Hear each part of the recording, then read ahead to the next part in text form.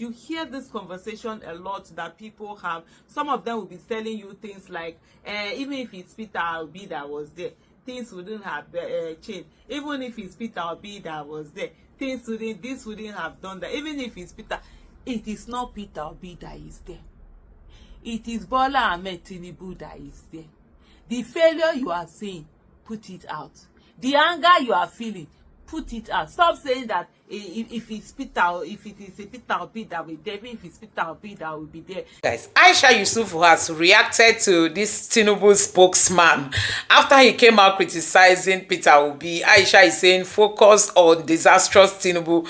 Keep Peter Obi out of your mouth. So he came on an interview and he said Peter Obi does not have the expertise to manage a digital economy. Neither does Peter Obi's team has knowledge on how to run a digital economy. Tinubu is talking about digital economy when the telecom companies have all increased their prices. Nigerians are struggling with buying data to go online. Those of them who are YouTubers and do one or two tasks on the internet can barely do their job easily because of the prices of data in Nigeria. Also, there are plans to increase electricity tariff again in Nigeria. This is even though people do not barely get light, but still they just keep increasing electricity tariff in Nigeria, and now they are saying Peter Obi does not know how to run a digital economy. This is the same Peter Obi who was the first person to go to Egypt to go know how they were able to start generating the level of electricity they are generating today. Peter Obi did that even without being in power. He used his money to go understand how did Egypt get it right so that he can implement it in Nigeria. And they are telling us that Peter Obi does not have the expertise. What expertise does Peter Obi need to run a digital economy, if not to make light accessible to Nigerians, make data prices to come down for Nigerians to be able to use data to do their online jobs and render their online services? Now they are criticizing Peter Obi that he doesn't know. Peter Obi is the only one who has taken steps to resolving this electricity problem in Nigeria. Today they are saying Peter Obi does not have the expertise. When they lack what to say, when they know that they are failing, they look for who to hold responsible. Now, they are pushing their trouble to Peter Obi. Anyway, guys, let me allow you to take a look at how Aisha Yusufu and Mr. Dele Farotimi reacted to all this. Just take a look for yourself. So you, in terms of that, Peter Obi did not convince you enough about how practical. Him and his team, I don't think, had practical ideas about the digital economy or even the expertise to run these things. So the issue of production that he was advocating for. Well, he's advocating manufacturing. We're never going to compete with China. I think it's very important for everybody to understand that we cannot be competitive in agriculture or manufacturing because we simply lack the infrastructure, period. And I think we should just stop barking up that tree. There's just no way that we're going to produce more than China produces. It will always be cheaper for us to buy from China than for us to produce it in Nigeria for many things. So we should just focus on what matters. Focus on making revenue, right? You're broke. Why bother about making spoons for yourself when you can go work, get a salary, and buy food and spoons? Let's generate FX. Then we can worry about production later. It is unusual in this country of ours. A man ruled a state like Anambra for 8 years. He wrested powers from the Uba, and they think that one is a softie. Somebody who can take power from the Uba. These were people who controlled Banuju, Badinoju, or whatever that one's name was. These were murderous people who killed Barnabas Igwe, the NBA chairman. I believe in on it. Look, these were not easy people. Peter Obi fought them to a standstill, took over the state, made the state work to the point where people are clapping years after he had left. There is a basis to be excited. And I would say that Peter Obi probably represents the last opportunity for the ruiners of Nigeria to get out of power without bloodshed. That's my honest belief, because he actually represents a transition to a change that can be orderly. because the old system is no longer sustainable. It is no longer, it's patently unsustainable. So that's what is propelling it. It is hope that is propelling his candidacy. And that is what's driving everything. I say this happening a lot. This happens a lot. It's almost as if the conversation doesn't revolve around Peter Obi, there really isn't a conversation. And one of the things that people are so desperately doing is to keep saying that, oh, he wouldn't have done better. Peter Obi wouldn't have done this. Peter Obi wouldn't have done that. Who are you trying to convince yourself? I mean, decision has been made. This is election. Election has been done. It's over 2 years that election was done with. We are in 2025. This is March 2025, right?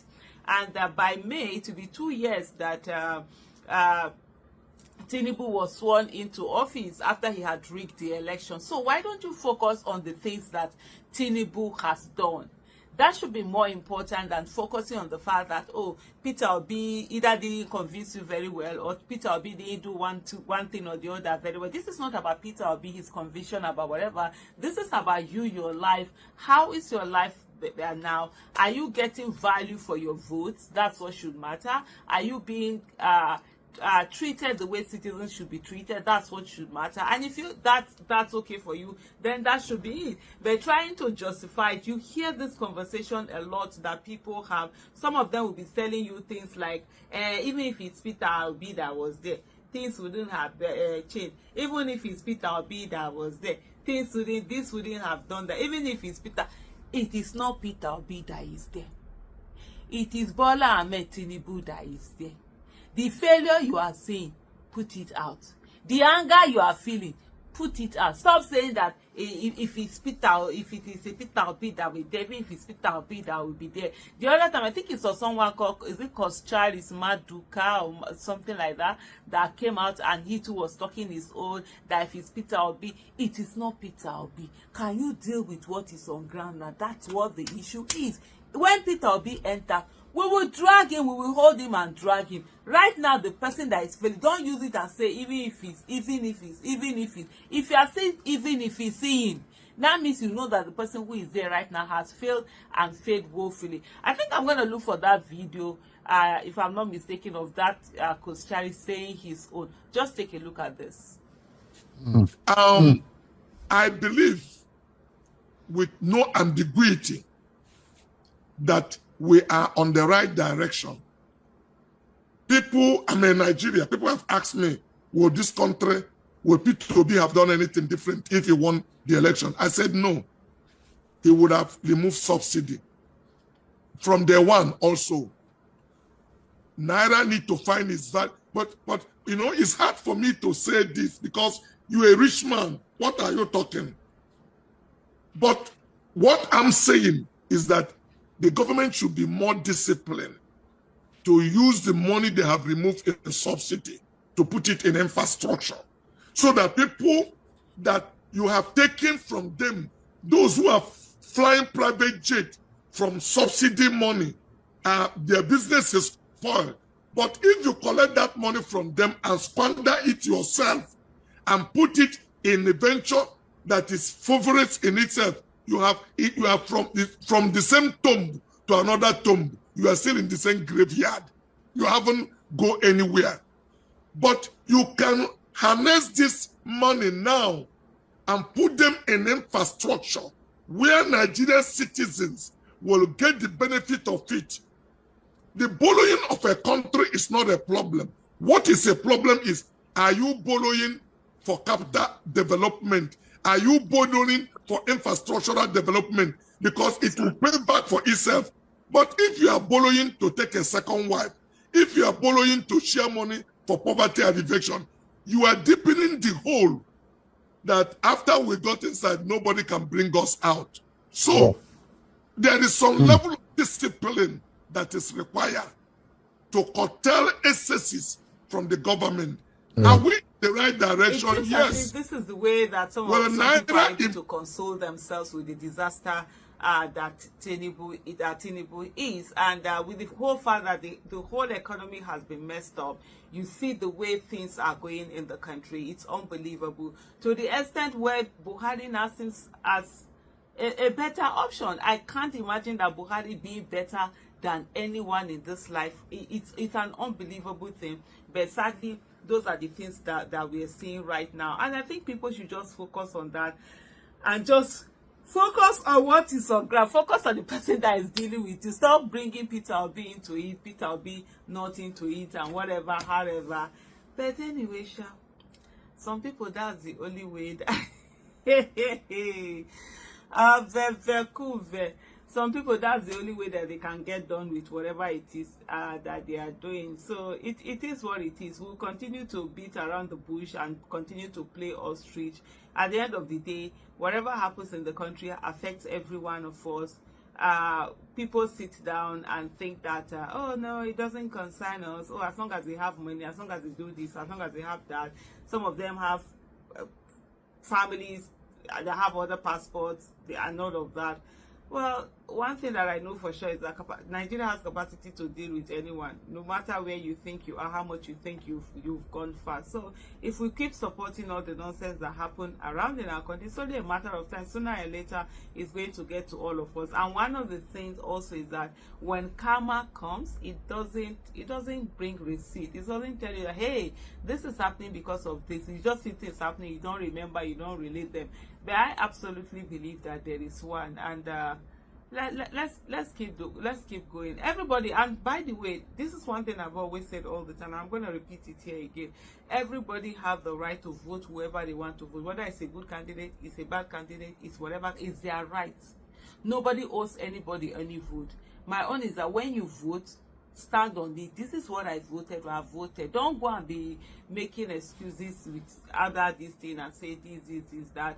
Nobody of course should question you about your vote, but focus on the person that you voted for rather than the person that you didn't vote for. At this moment, Tinubu is the disaster in power. So focus on that. It doesn't matter whatever Peter Obi did not do. It's over 2 years. Let's go. Guys, you have seen it for yourself. These are the things we keep saying, that when they fail, they like to shift their blame to others. You know, the Tinubu's government doesn't know who to hold responsible for their failure. They are saying Peter Obi does not have Is it Peter? If Peter Obi is president, will he be the one to do it? He will assemble team, and we have young men and women supporting Peter Obi. What else do they need from Peter Obi when it comes to the digital economy? Peter Obi has a huge chunk of young followers. Call it people who are into technology. Call it people who are into AI. Call it people who are into online services and online jobs. These are the majority of Peter Obi's followers, and they are telling us that Peter Obi does not. Is it Tinubu that is running his own?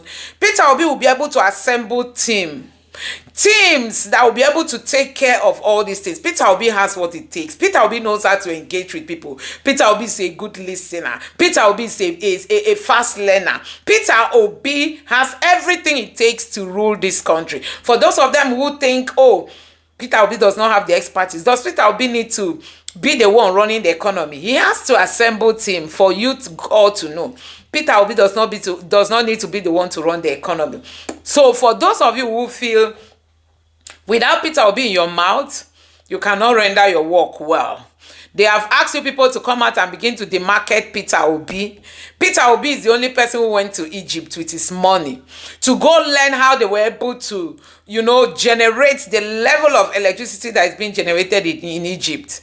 Tinubu cannot do that. He cannot even go to the closed Ghana here. Those people who we are supplying light to, and they are getting light 24 hours, they cannot even move there to go know how are they able to do it. We are all here in Nigeria. Electricity tariff is going up every day. Telecom has increased theirs. Subsidy has been removed for you to move from here to there. The prices of transportation is up. Everything is up. Tax is up. Everything. The Tinubu's government keeps sucking on the masses that are already struggling.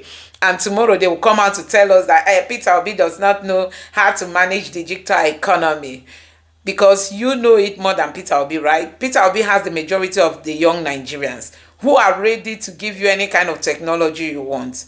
We need practicality, not coming out to tell us theory. Peter Obi went to Egypt even when he hasn't won the election. He won the election, we know.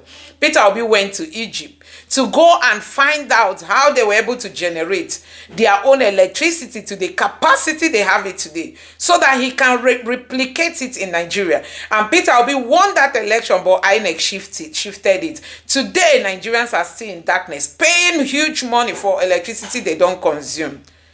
Let me know what you guys think about in the comment section below. Please don't forget to subscribe to the channel, turn on the notification bell. Please give this video a like so that YouTube can recommend it to others, and drop your thoughts in the comment section below. Thank you.